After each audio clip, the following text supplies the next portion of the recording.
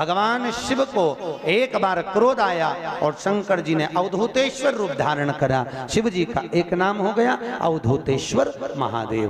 बोला अवधूतेश्वर भगवान की। कहते हैं जिन माताओं के नेत्र में रोग होता है, नेत्रों से दिखाई नहीं देता, तकलीफ रहती है, आंखों से कुछ ना दिखे, तो अवधूतेश्वर महादेव का नाम लेकर शहद, शहद जानते हो, मधु, शहद मुख्य शिवरात्रि के दिन 12 महीनों में जो एक शिवरात्रि आती है महाशिवरात्रि, उस शिवरात्रि के दिन थोड़ा सा शहद शंकर भगवान के शिवलिंग पर रात्रि को अगर 12 बजे चढ़ा दिया जाए और एक बेलपत्र चढ़ा दी जाए, उस शहद को निकाल कर लाया जाए, डब्बी में रख लो, शीशी में रख लो। उस शहद को आंखों में जैसे काजल लगाते हैं, प्रतिदिन 3 महीने तक लगातार नयनों में काजल की तरह लगाइए। नेत्र विकार मिटता है, आंखों की रोशनी बढ़ जाती है और आंखों से दिखना चालू हो जाता है। नयन विकार नयनों ये उसी में कहा है जैसे भगवान शंकर पर तुलसी नहीं चढ़ती, चढ़ती है क्या? नहीं, केवल वर्ष में एक दिन होता है जब भगवान भोलेनाथ पर तुलसी चढ़ती है, केवल वर्ष में एक दिन। कौन सा?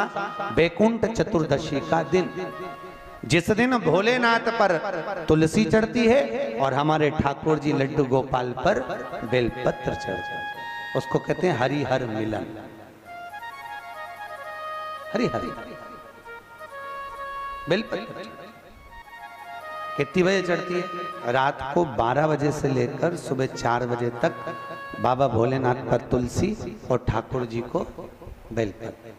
उसको उठाकर सुबह 4 बजे के बीच में शहद की शीशी में रख लो। जो बच्चा पढ़ने में कमजोर हो, विद्या में कमजोर हो, बुद्धि में कमजोर हो, उसको चटाना चालू कर दो। 1 महीने तक, जब एग्जाम का टाइम आए, 1 महीने तक लगातार चटाओ, बच्चा पढ़ने में होशियार हो जाता है। जो तुमने समझाया वो जिंदगी में भूल नहीं पाता है, उसकी विद्या प्रबल हो जाती है, विद्या प्रखर होती है, प्रबल विद्या।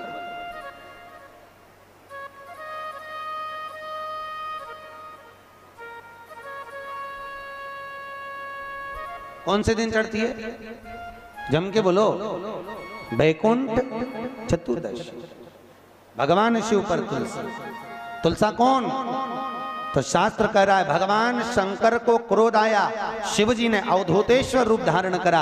अवधूतेश्वर रूप को भगवान ब्रह्मा जी ने नारायण के कहने पर घोड़े का रूप दे दिया और उस अश्व को, उस घोड़े को समुद्र में फेंका। समुद्र में फेंकते ही उस अश्व के रूप में से शिव का एक रूप जलंधर के रूप में जन्म ले लिया। क्या नाम पड़ा? जम के बोलो। जलंधर।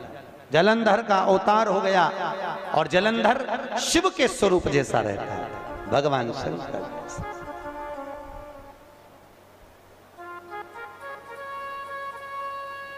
जलंधर शिव का रूप।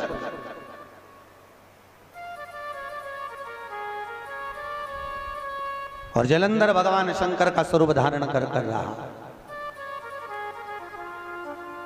उसका विवाह वृंदा के साथ में हुआ। वृंदा कौन? जो माता पार्वती और शिव की आराधना में लीन रहती थी। वो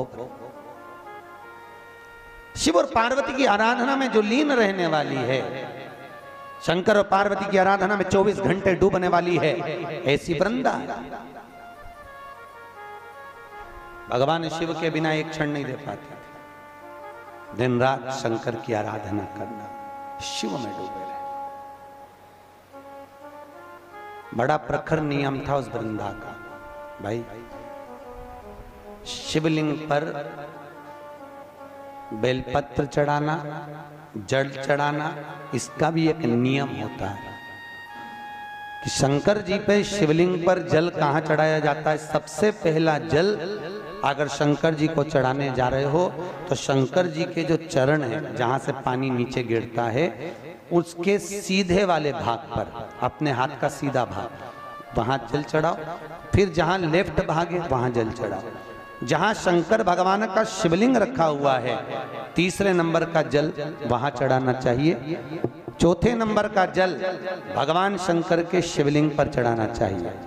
पांचवें नंबर का जल ऊपर अगर जलाधारी लगी हो तो उसमें चढ़ाओ, नी हो जलाधारी तो भगवान शंकर का जहां नंदी बैठा है, नंदी का एक पांव ऊंचा रहता है, उस पांव के पास में जल चढ़ाना चाहिए। पांव जल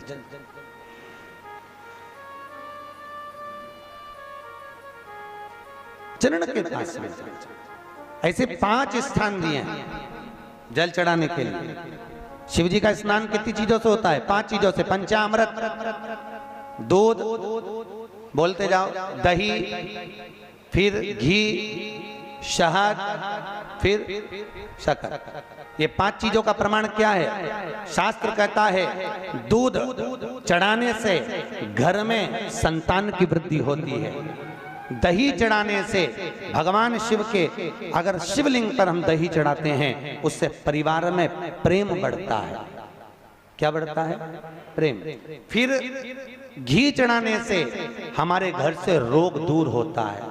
शहद चढ़ाने से, भगवान शंकर पर जो शहद चढ़ाया जाता है, वो चढ़ाने से घर में संपदा की वृद्धि होती है। और 5वें नंबर पर भगवान को शक्कर, खांड जो आप जानते होंगे, शक्कर आदि पिसी हुई चढ़ा देने से, शिव जी को चढ़ाने से हमारे घर के बच्चे जिद्दी नहीं होते।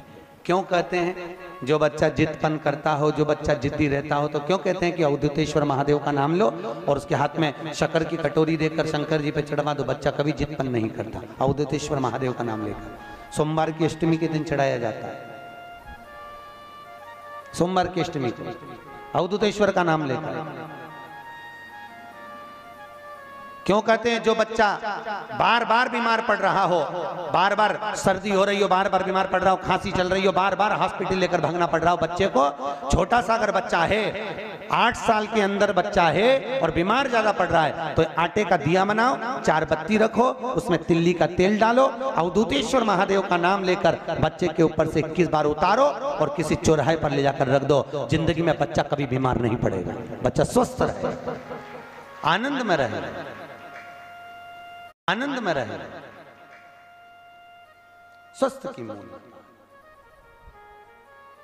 और वैसे भी प्रथम सुख, अरे बोलो तो, निरोगी काया। घर का प्रथम सुख निरोगी काया। व्यक्ति अगर धन की मूलता नहीं है, साफ पैसा अपनी जगह पर है, फिर निवेदन करता हूं, धन अपनी जगह पर पड़ा है, सबसे पहला है परिवार में सब स्वस्थ रहें, सर्वे भवन्तु सुखी। अगर घर में एक व्यक्ति भी बीमार पड़ा है ना, तो मन नहीं लगता परिवार का। लगता है कि मन, कोई घर में बीमार पड़ा है तो मन कहाँ लगेगा? स्वस्थ